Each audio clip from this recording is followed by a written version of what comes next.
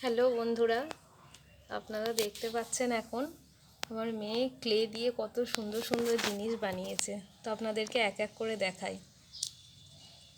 এটা দেখুন, কত সুন্দর একটা পিৎজা বানিয়েছে। এটা স্কাই বানিয়েছে। এটা হাঁড়ি, খুন্তি, কড়াই খুন্তি বানিয়েছে। এটা স্ট্রবেরি বানিয়েছে। এটা আম বানিয়েছে। এটা ক্যাডবেরি।